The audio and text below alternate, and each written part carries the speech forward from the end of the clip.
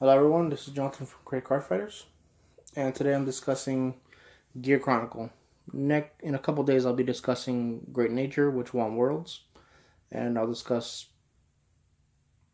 as to why they're a strong clan and why what why they were able to pull ahead of Murakumo. Okay, so Gear Chronicle is a clan that centers around time leap mechanics. In lore, they were supposed to be hidden and got lost in time, something to that effect. But they work now on the cards you bind, kind of like the Gear Colossus from G era. So the main ace card of the deck is Mystery Freeze Dragon. Depending on the amount of cards that you bound, it gives you different effects. If you have 3 or more cards that are bound by your grade 4 ride, you get drive +1. So that's a triple drive you're getting. So you're plussing once more than your opponent's Vanguard. Then, if you have 7 or more, you gain a crit. So now you're swinging for 2. You're on force markers. And your base is 14. So if your base is 14, you can put at least 1 force marker on. You're 24 with 2 crits and a triple drive. If you have 13 or more, you give your whole board 10,000 power. So it kind of works like Victorious Deer from OTT. The whole board gets 10,000, and you gain a lot of stuff. 19 or more, you get an extra turn. Now, most games, I would say you're going to reach the 7 or more, and that's about it. If you reach 13 or more, you're most likely facing a Protect clan. 19 or more, I don't know, their deck's very slow, because the game should be over for either one of you, because this deck does deck out fast. Now you have Idolized Dragon. If you have 1 or more, you choose one of your opponent's rear guards and move it to the bottom of their deck. So it's kind of like the Chrono Jet on Stride, the OG Chrono Jet though.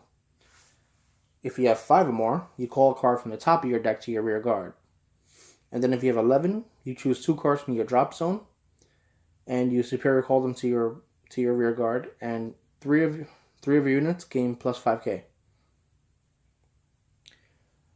The problem I see with this deck though is that the builds force you to go for only 4 grade 3s. While the deck does draw a lot, you getting the grade 3s is kind of situational, and it's more or less, it has to be in your hand during your initial draws, even or after your mulligan stage. But if it does work out, I do see this deck being very strong, because you do get two force markers in a turn due to Lost Legend skill. Lost Legend, which is the card I was going to discuss next, is when you ride upon them, you're allowed to stride from the deck, as long as you discard a card that's grade 3 or more. Now, this is good because when you ride them, you get a protect marker. You get a force marker. Then after your turn with your grade 4, he comes back from Soul onto the top of your deck, and you've actually added a card from Soul, and you have another force marker. So it enables the other cards that actually enhance your ability to bind cards. And then you have Wedge Move Dragon, who's essentially a stride fodder, because he's a grade 1 you can discard to stride for free. So essentially you have 8 cards in which allow you to stride, including grade 4 if you wanted to use maybe an Idolized Dragon and you had enough cards, like maybe 10 cards in Bind Zone, and you wanted to go into your Mystery Freeze for that pressure. Because that's essentially what this deck does, is a lot of pressure. It doesn't necessarily have a kill card unless you get the 19 bound, and you go into Mystery Freeze. But it has a lot of pressure. This can be pretty this is going to be stuffed out pretty well by OTT. But it can't be stuffed out by Murakumo because you don't ride in the ride phase. As long as you hit into Lost Legend, you no longer have to ride. You can just stride for the rest of the game. So, I would say Link Joker's gonna mess with it very well because when Link Joker binds cards, they bind them face down. The cards that gain effect during to bind, it specifically states that they need to be bound face up. Nubatama can also mess with this pretty well because Nubatama binds cards face down.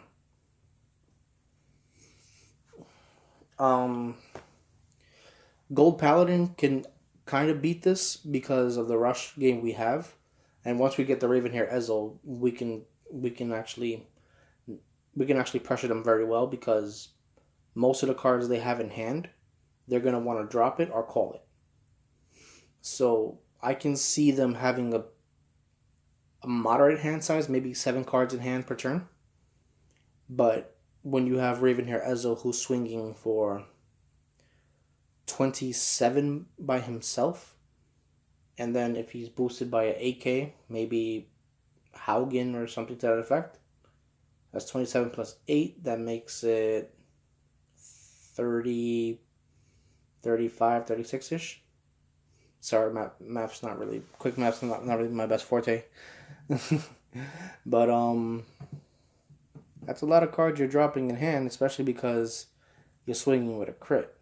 And now because of all the multi-attacks you're going to have, I would say running the 8 crit Gold Paladin deck might actually be a good thing.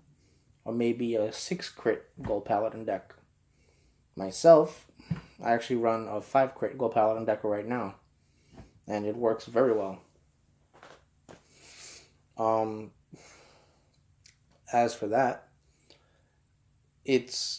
I can also see Shadow Paladins doing very well against them, especially in the Phantom Blaster turns, because you're making your opponent retire 3. So that's 2 intercepts gone and whatever other card they had. And if they don't have any rear guards, you get to extra damage them as long as you have a grade 3 in soul. And you can actually stack the 15,000 in a crit. As long as they haven't got a PG, there's a lot of cards that drop. Kagero should be able to deal with them pretty well too, because of Waterfall. You're nullifying the perfect guards, you're making them drop cards, and if you're swinging for high numbers. I can see Neonectar's doing very well just because of the high pressure they have, and it's another Force Clan, so it's not like they're not going to be able to hit the magic numbers by having a 1,000 difference. And Aqua Force should be able to deal with them well too, because of just the high multi attacks. Especially if you're running nothing but draw triggers and front triggers, your front board's not going to really be having that much of a difficulty hitting, including the usage of defensive triggers. But what I do see it doing very well against is possibly Angels, because Angels don't amass cards like that. I can see them having a 50-50 matchup with Golds, because Golds right now, they have a hand problem where you would have to actually add in a draw trigger in order to maintain a healthy hand size. Another deck I can see it doing pretty well against is, I would say, Narukami, because Narukami binds cards face up. So when Narukami binds, they're actually helping you out. So a Narukami deck would actually be the worst. Gear Chronicles would actually be a Narukami's worst matchup. I can see it having a 50-50 matchup to OTT just because of how much OTT can draw, especially with Pentagon Omegas that's coming out that gets 5 drive checks.